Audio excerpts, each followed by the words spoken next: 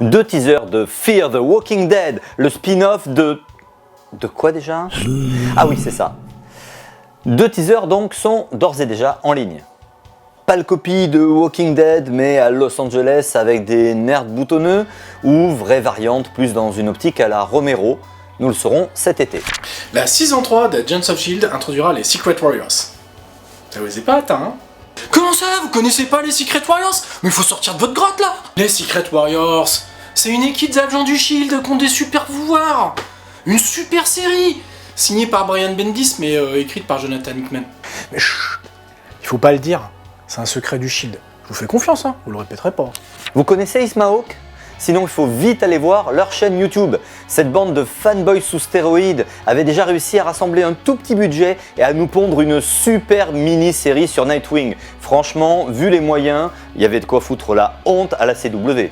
Et voilà qu'ils mettent en ligne un teaser de Superboy en caleçon Moulburn et surtout un combat Deadpool versus Deadpool, aussi drôle qu'impressionnant.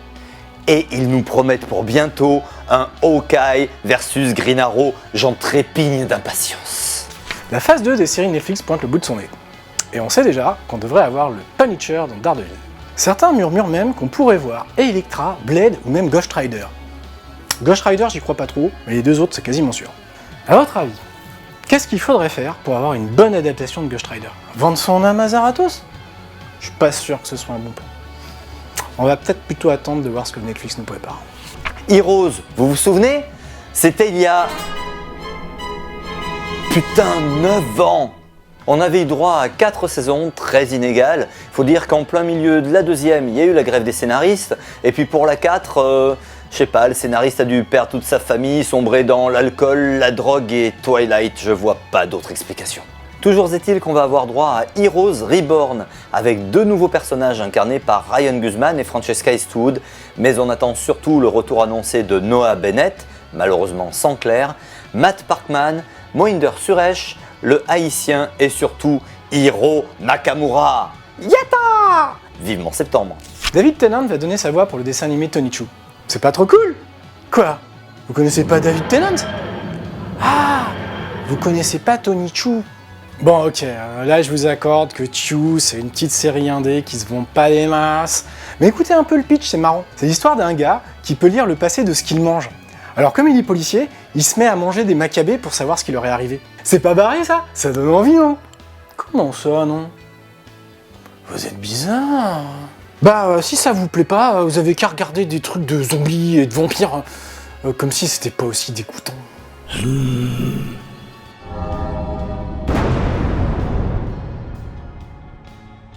Maintenant que la première saison de Flash s'est achevée, il est temps de faire un premier point sur cette nouvelle série. Beaucoup de gens reprochent aux séries de la CW d'être immatures, de viser les ados, voire d'être mal jouées.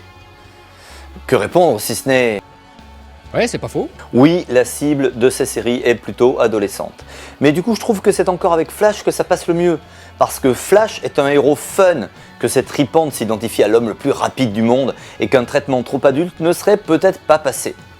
Mais sans aller jusqu'à faire du Daredevil de Netflix, il y avait peut-être un juste milieu à trouver. D'ailleurs, avec la multiplication de l'offre des séries de super-héros, on peut penser que tout le monde va essayer de se rapprocher de la qualité de Netflix.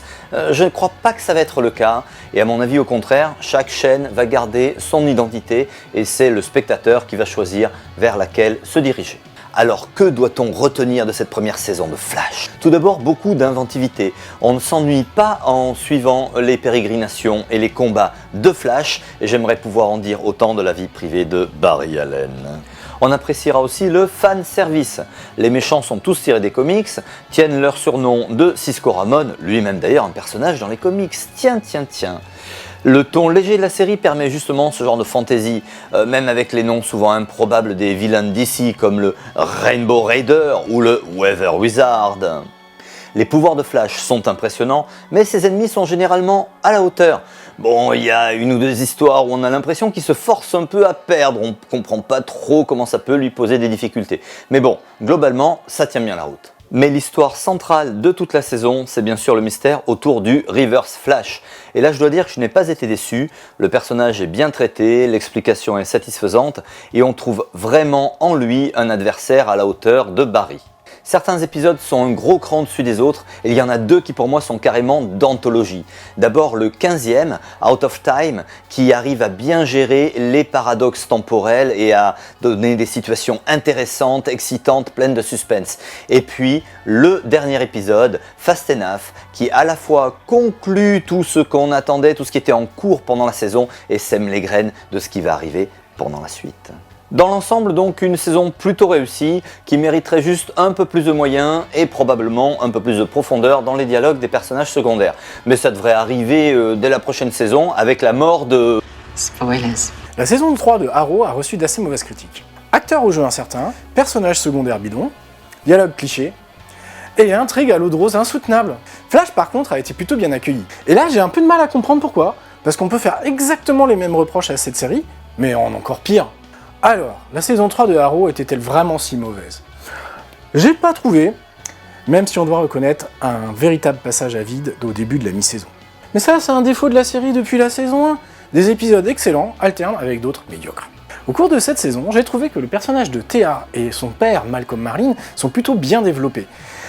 Thea passe du statut de sale gosse complètement insipide à un personnage angoissé pour de bonnes raisons. On sent que l'actrice était plus motivée. A l'inverse, Laurel n'est pas crédible un instant en Black Canary, elle est particulièrement ridicule quand elle pousse son cri sonique. Véritablement une peine à s'intéresser à ses déboires. Moi, pendant ces scènes, je zappais sur Marvel Heroes, puis quand j'entendais plus sa voix, alors là j'y revenais. À sa décharge, je ne pense pas que ce soit vraiment la faute de l'actrice, je crois juste que c'est le personnage qui est mal écrit.